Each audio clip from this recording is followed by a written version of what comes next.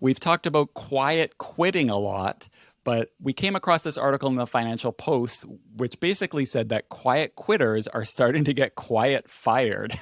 So, quiet quitters we have talked about on the podcast before, but we've never talked about quiet firing before. So, Tan, maybe you can talk us through some of the productivity stuff that's going on around that.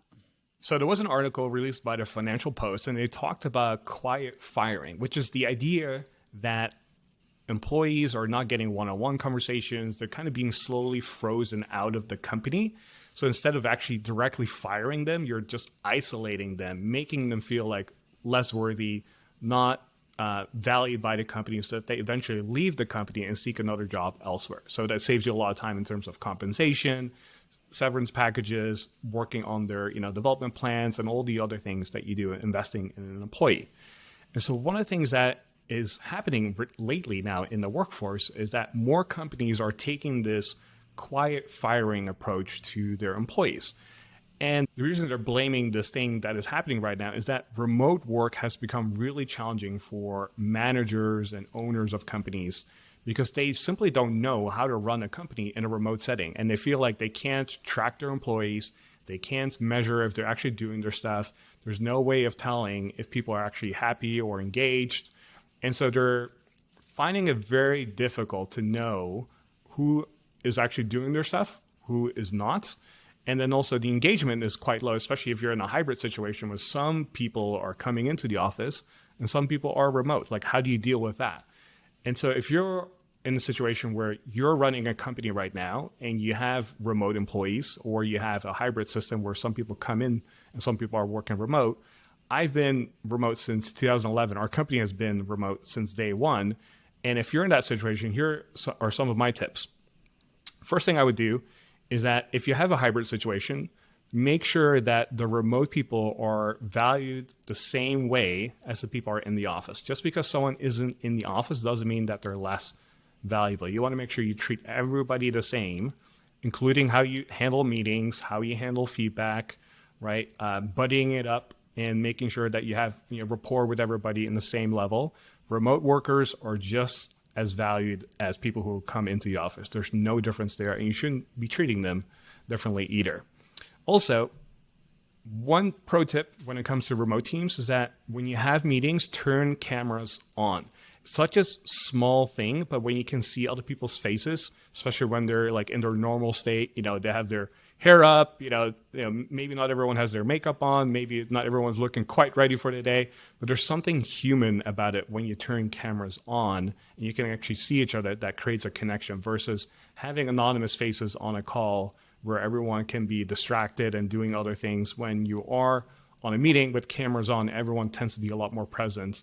And also it creates this subtle connection because you can actually see each other and know what each other looks like that day, and also have this like face-to-face meeting as well. So that's another thing I would say that you should do when you are running a remote company. My other tip for running a remote company is to meet in person at least once a year.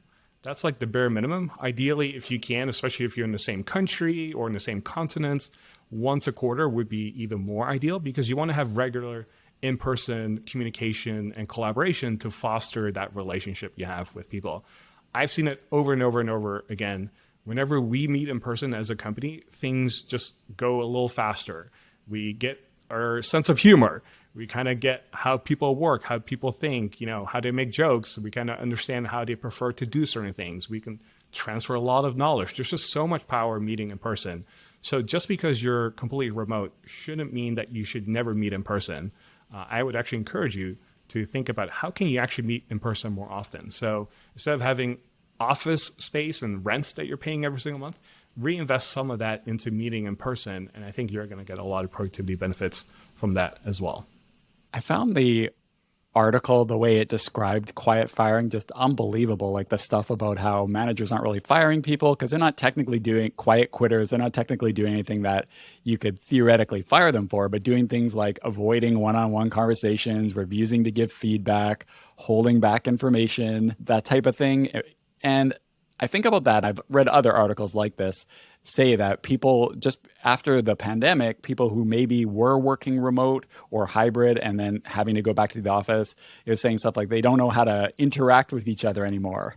I just read this stuff and I just it just seems unbelievable to me that all this could change in the span of just a year or two. Like, are these people not adults? Do people really, really, truly not know how to interact with each other? It's just unbelievable to me. So, I think the root cause of all of this is that because companies don't know how to run a remote company, it just leads to byproducts of problems that people are still trying to figure out. So like, it's really easy in a remote company to work in silo where one person works on one thing, another person works on another thing, and they never talk. And because of that, there's no engagement, and employee engagement can be quite low for that reason.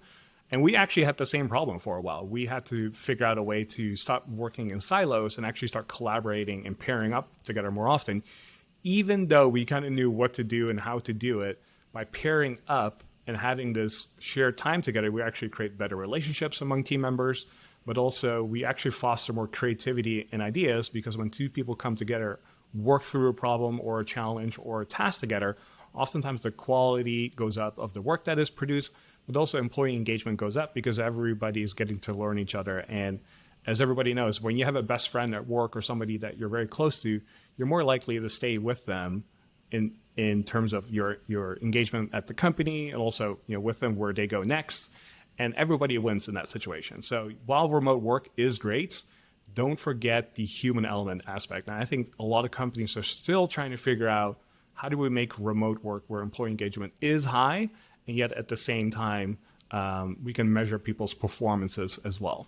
anyway, Tan, you're on blast now. If you start skipping one-on-ones, if you start avoiding feedback, I know what's going on. I'm watching you.